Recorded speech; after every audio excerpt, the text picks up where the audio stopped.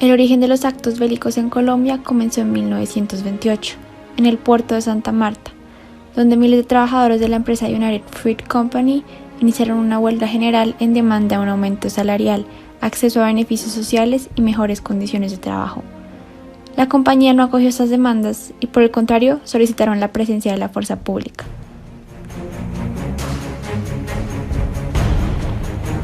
La intervención del ejército amparada en una ley marcial dejó un saldo de víctimas calculado en 3.000 personas entre diciembre de dicho año y los primeros meses de 1929. A mediados de 1929, en el Congreso, Jorge Eliezer Gaitán, un joven legislador liberal, presentó pruebas apoyando la justicia y la razonabilidad de las demandas de los trabajadores y planteó el uso, abro comillas, ilegal del ejército contra ciudadanos colombianos para proteger los derechos, la propiedad y los intereses de una empresa comercial extranjera. En ese entonces, los campesinos llevaron a cabo vendetas de pueblo contra pueblo con el apoyo del ejército y funcionarios locales.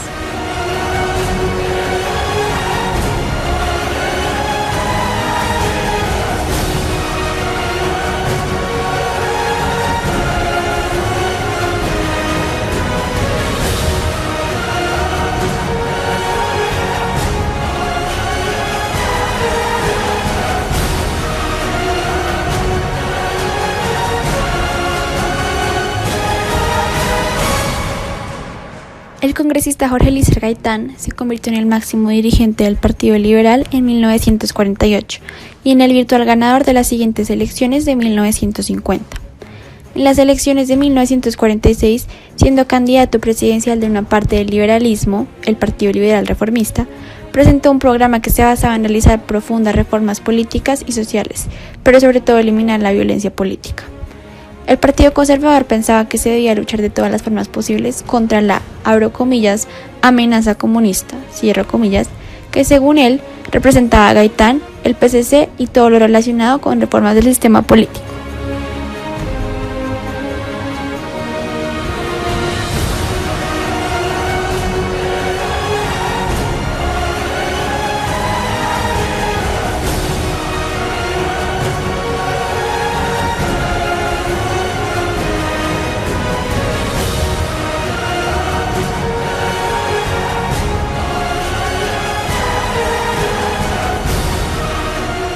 A partir de 1960, bajo la influencia comunista, miles de familias abandonaron sus tierras y organizaron grupos armados, con el propósito de cambiar el orden social. Campesinos liberales se organizaron para reclamar una reforma agraria en territorios bajo influencia comunista, que fueron llamados repúblicas independientes, y que el Estado intentó reconquistar por la fuerza en 1964. Al mando de Manuel Marulanda Vélez, que más tarde fue conocido como Tiro Fijo, unos 50 campesinos sobrevivieron al ataque y formaron las Fuerzas Armadas Revolucionarias de Colombia, que se fundaron el 27 de mayo de 1964. Posteriormente, a finales de los años 60, llega al país el narcotráfico y consigo grandes sumas de dinero, que se convierten en el combustible para el crecimiento de todos los grupos armados, las guerrillas, los grupos paramilitares y los mismos grupos de narcotraficantes. Es así como entre los años 80 y 90 se da la época más violenta en todos los ámbitos, con asesinatos, desplazamientos, violaciones y reclutamiento de menores.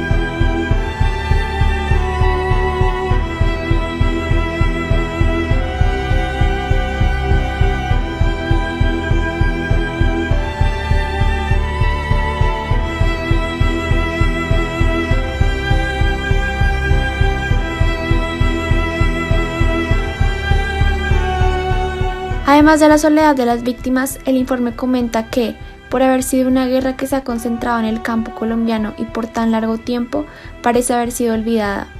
Para quienes viven en las ciudades se trata de una guerra lejana, metida entre las montañas, lo que ha causado una actitud de indiferencia, ya que muchos de los individuos que habitan en las grandes ciudades del país tienen una cómoda visión, tienen por seguro que al país le está yendo bien y de que a pesar de todo hay institucionalidad. Eso también explica que hasta en los años más duros de la guerra, los ciudadanos no han tenido el mínimo interés en ayudar a las víctimas. Según Médicos Sin Fronteras, el desplazamiento interno forzado es un factor bastante frecuente entre los registrados en su informe. Los expertos encontraron que el 16% de los pacientes atendidos lo han sufrido. A continuación, se presentarán testimonios de víctimas contando lo que vivieron.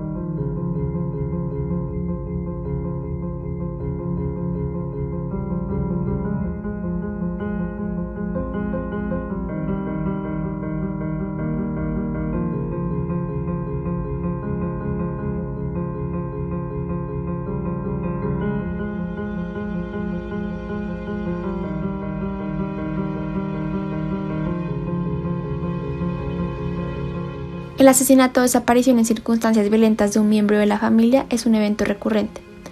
El 13% de los pacientes atendidos por Médicos Sin Fronteras mencionó que alguno de sus familiares había sido asesinado o estaba desaparecido.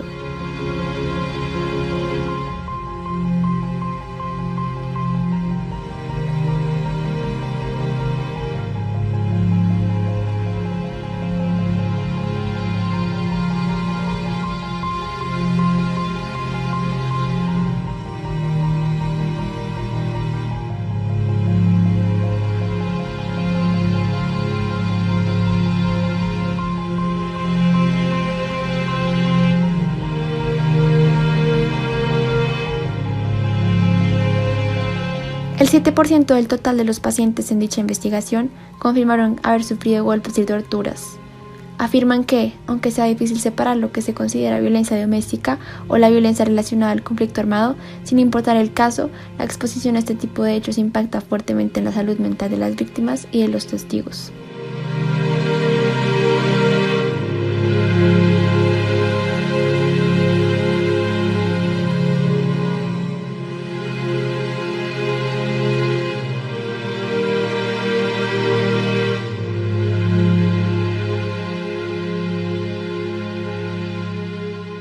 En Colombia hay diversas maneras de discriminación y marginalización.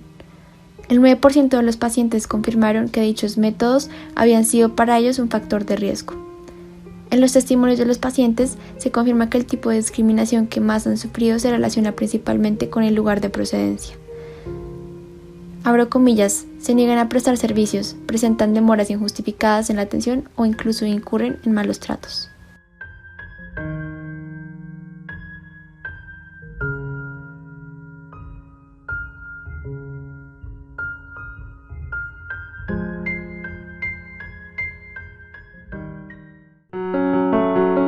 En 2012, los psicólogos de Médicos Sin Fronteras atendieron a 4.455 pacientes. El 67% ha habido uno o más hechos relacionados con la violencia, detectando en estos pacientes síntomas relacionados con depresión y ansiedad o síntomas somáticos que se presentan cuando una persona siente una ansiedad extrema exagerada a causa de síntomas físicos, siendo esto de origen psicológico. De los pacientes de Médicos Sin Fronteras, los expertos notaron que la categoría violencia fue la más significativa entre los eventos que afectan la salud mental. Esto permite observar la gravedad del problema de exposición al conflicto en la población atendida. Los eventos también se analizaron de manera individual. Los psicólogos observaron que la violencia doméstica aparece como el factor de riesgo más recurrente dentro de la muestra, seguido por los factores vinculados al testimonio de violencia física, la pérdida de ingresos familiares y el desplazamiento forzado. Pero cabe aclarar que si se juntan todas las consecuencias del conflicto armado en dicha estadística, se observa que estas son mucho más frecuentes que la violencia doméstica. Las categorías de síntomas más comunes de las víctimas fueron ansiedad y depresión, seguido de cuadros psicosomáticos y comportamentales. Al igual que en el caso de los factores de riesgo, para cada paciente los psicólogos podían registrar hasta 3 síntomas individuales: humor triste, preocupación constante y ansiedad o estrés, tuvieron las frecuencias más altas, estando presentes en el 38%, 34% y 29% de los pacientes. El Estado, a través del Ministerio de Salud, creó una línea técnica cuyo nombre es el Programa de Atención Psicosocial y Salud Integral a Víctimas, que permite a los diferentes actores atender los impactos psicosociales y los daños en la salud física y mental de las víctimas ocasionados por o en relación con el conflicto armado.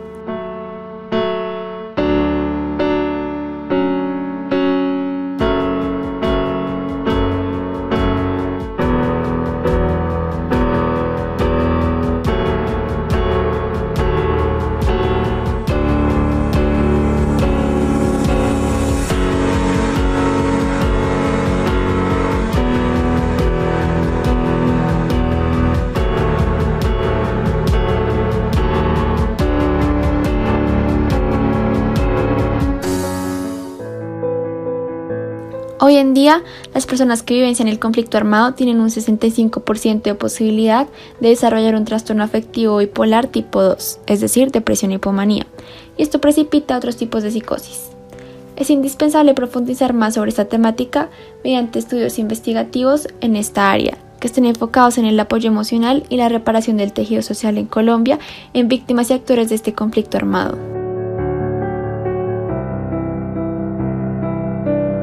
¿Cómo ha sido su proceso atendiendo a personas con traumas del nivel de las víctimas? Hay una ruta de atención, tanto en urgencias como en consulta externa, porque en urgencias también han llegado muchos pacienticos o muchas personas con una huella psicológica importante en cuanto a estrés postraumático, con sintomatología de ansiedad y depresión.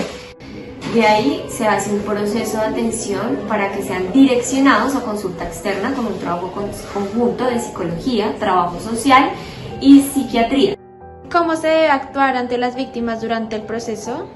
Siempre en cuanto a actitud hay que tener una actitud de escucha, de empatía, de no estar en los zapatos del otro porque es difícil, pero sí entender sus emociones y la situación por la que están pasando. La directriz es que estas personas no merecen que las hagamos sentir diferentes. Tenemos que incluirlas y eso implica un trato humano, claro, pero no un trato diferencial. O sea, deben ser atendidas como cualquier otra persona, como cualquier otro paciente que viene a solicitar una atención. Tener un proceso terapéutico, un proceso tratado a nivel de la unidad de salud mental, evaluado por psiquiatra, psicólogo y, si no es posible, trabajar lo que es la parte ocupacional. ¿Cuáles cree usted, según su experiencia o conocimiento, que es el trauma más común en las víctimas? Muchas veces estas personas vienen a consultar y resultan presentando un episodio depresivo y solo durante la entrevista es que sale a colación que son desplazados o que son víctimas de violencia. También es frecuente que presenten síntomas de ansiedad, es decir, problemas para dormir. El trauma, de pronto se encuentra un TAP, un trastorno afectivo bipolar. ¿Cómo funciona el cerebro de las víctimas luego de haber sufrido y perdido a sus seres queridos durante la guerrilla?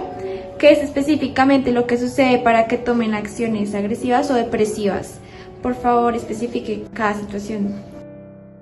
De acuerdo a los conflictos que se han visto en nuestra sociedad, las personas toman una actitud negativa hacia las personas. Piensan que todas las personas que se les va a acercar, ya sea con uniformados, buscan hacerles daño.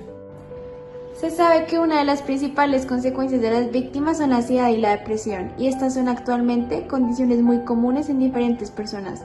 Según diferentes expertos de distintas universidades importantes del país, el uso de cualquier tipo de estrategia de afrontamiento contra los traumas de las víctimas está relacionado principalmente con la evaluación cognitiva, el control percibido y las emociones. ¿Cree usted que esta es la mejor solución? Y si lo ha aplicado, ¿de qué manera lo ha hecho? Desde nuestra área hemos visto que se han aumentado los casos de depresión en población infantil.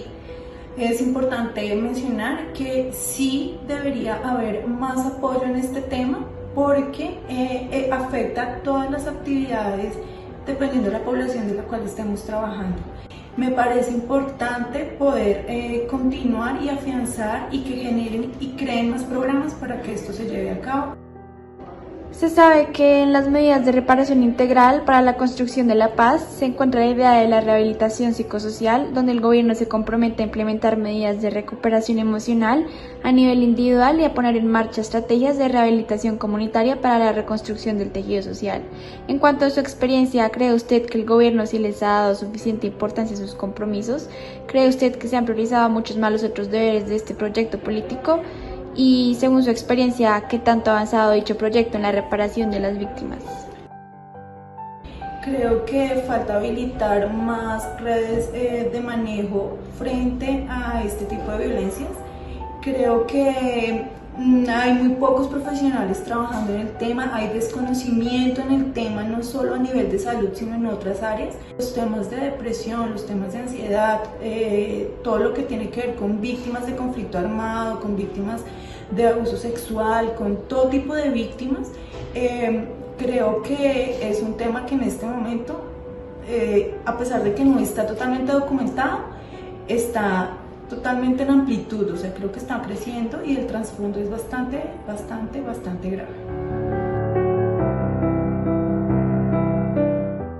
¿Qué fue lo que usted sufrió durante todo el proceso del conflicto y posconflicto colombiano?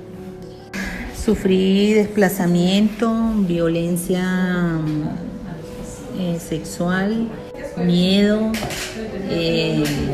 incertidumbre, tristeza, despojo y la incertidumbre de tener uno que dar su tierra para trasladarse a una parte donde uno no conoce, no sabe. Durante el conflicto, la verdad, estar en medio del conflicto es bastante complejo porque primeramente quieren llevarte a hacer algo que tú no quieres, algo que tú has vivido desde la infancia y tú sabes cómo ejercen el mando los grupos al margen de la ley y sabes las consecuencias que puedes sufrir estando dentro de ellos. Y cuando te quieren llevar a la fuerza hacia parte de ellos y tú te rehusas, es decirle no, es poner tu vida a la muerte, como yo expuse la mía, y exponer tu familia, exponer todo, porque cuando tú te rehusas a lo que ellos quieren, ellos no solamente remeten contra ti, sino remeten contra toda tu familia. Después del posconflicto, pues creo que es adaptarse al cambio. ¿Cuáles han sido las consecuencias que se desarrollaron a partir de su diagnóstico? Miedo, incertidumbre, inseguridad, inestabilidad, pobreza, hambre, tristeza y desolación. ¿Qué piensa usted de la relación entre el área de psiquiatría, psicología y trabajo social en cuanto a su proceso? ¿Cree que sí han sido satisfactorias la relación entre las tres áreas en cuanto a su afrontamiento? Es una coordinación muy buena. Trabajo social le ayuda a uno los pasos y las pautas que uno tiene que hacer. Psicología en cuanto al miedo, trabaja, psiquiatría, entonces es una articulación muy buena para poder uno afrontar y salir de esta situación.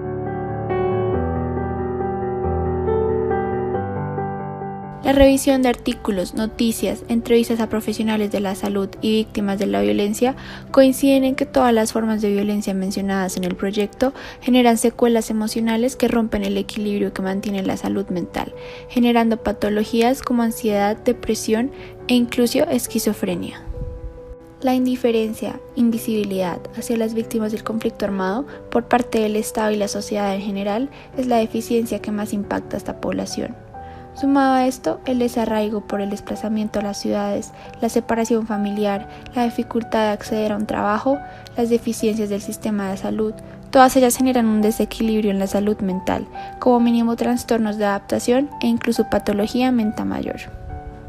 Se puede concluir que aunque hay desarrollo legislativo, técnico, científico en el abordaje de estos pacientes, no hay suficiente inversión en la promoción, prevención, diagnóstico, tratamiento y rehabilitación de los pacientes con enfermedad mental que son víctimas del conflicto armado.